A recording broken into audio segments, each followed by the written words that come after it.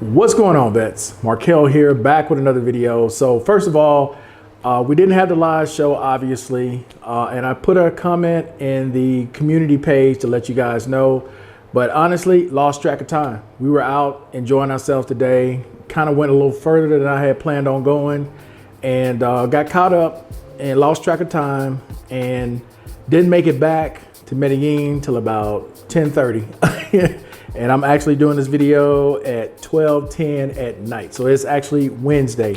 So this video will probably drop sometime tomorrow morning. And we'll have the live stream tomorrow. I'm not going anywhere today. Actually, it is Wednesday. I'm not going anywhere today. So I'll put up the thumbnail for it and be ready to go. And looking forward to talking to you guys about a lot of things that are happening now.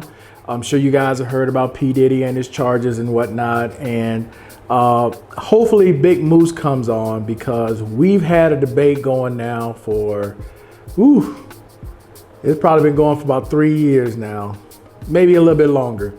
And I'll get a little bit more into that on tomorrow's live stream.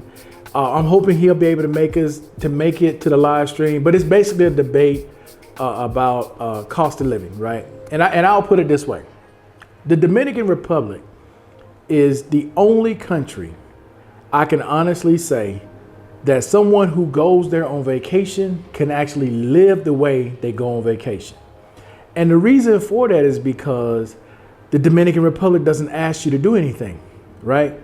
If you go to any other country, and you're there more than 60 days, 90 days, 180 days, you got to have a visa to be there. And with a lot of these countries now, they make you have health insurance, they make you pay taxes. So, there's a lot going on when you're in other countries compared to the Dominican Republic. It's an easy way for some people out there who are irresponsible, would never pay for health insurance unless they're forced to, would never pay, taxes unless they're forced to. The Dominican Republic, honestly, is the best country for people who are irresponsible, because they do not require you to do anything but pay when you get ready to leave. That is the only country I'm aware of. You don't even need a visa to be there a certain amount of time. Now, other than Mexico, and depending on where you're getting in Mexico, like myself, Mike Love and Freedom has showed, you can go into Los Algodones, Mexico, right? With no visa or nothing, you just walk in. But at some point, someone's gonna ask you something. You're gonna get stopped at some point and ask, stamp on a visa or where did you enter or something to that effect. Maybe not in Los Algodones, because they're used to seeing foreigners there. You may be able to get away with that in Los Algodones as well. But in all these other countries where you have to stamp that passport, they have a requirement. And I'll get more into why we're having that debate on the live stream. But I just wanted to set it up with that part, okay? But anyway, though, guys, to give a quick follow-up on what I talked about in the last live stream as well, which was the grant, right? So I did what I said I was going to do on Friday. Last Friday, I sent an email to the contact that I had for the grant, to see if I can actually do what, I've been told in different comments about what they have done. As a matter of fact, I found out that there's been several veterans that are in the Philippines who used that grant to actually build a house from the ground up. And I think one of them told me it was back in either 2019 or 2018, whenever it was around 90,000, they used that grant money. They laid out a floor plan. They had an inspector that came by and they built it outside the city, right? For that. And I don't think they even used it all. I think they said they may have used about 79,000 of it to build a house. So for those of you who are wondering, and if you have that grant, yes, they will allow you to build. Now, I will say this part to you as well. The rules and the regulations in each country is different than the United States. Like in the United States, we have to have certain permits. You got to have certain license. It's got to be done a certain way. That's up to code. We have a code standard in the United States.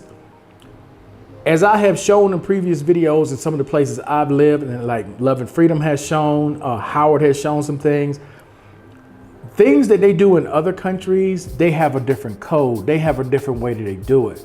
So just because you may be accustomed to a certain standard in the United States, that's not necessarily going to be the same standard in another country.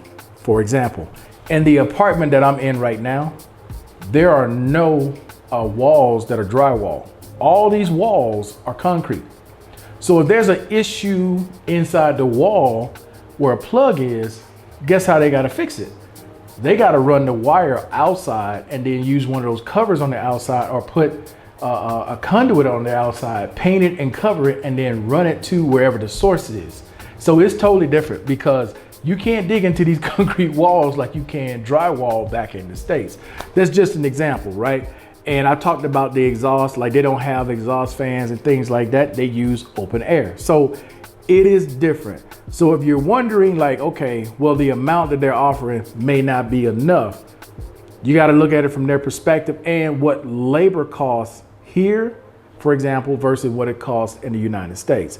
Labor here is by far cheaper than anything you're going to get in the United States. By far. It ain't even in the ballpark to get a contractor to come and do something, and you're basically paying little or nothing. So, you know, that's something that you don't have to worry about. But I have an appointment with my contact about the grant on Friday.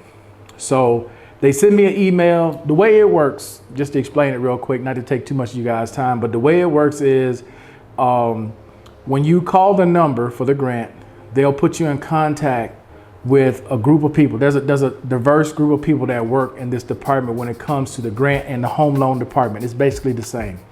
But with the grant, what they do is they want to interview you to see what your disabilities are, what your needs are, and what you're thinking about using it for. And if it's something that fits with what the grant amount is and what this person that you're speaking to fits the criteria, then from my understanding, and I'll know a lot more on Friday, this is something you go ahead and apply for and get that ball rolling. From my understanding, it doesn't take very long at all. Once your application is approved, it's almost like the auto grant. For those of you who remember when I got the auto grant, I put the grant in, I found the vehicle, I think it was about a month. They had already paid for it. All I had to do was go get the keys and pick it up. So this supposedly works the same way. But anyway though, guys, that's gonna be it for this video. Hey, I appreciate everybody watching as always. And until the next time, guys, I am out of here. Peace. Enjoy the rest of your day.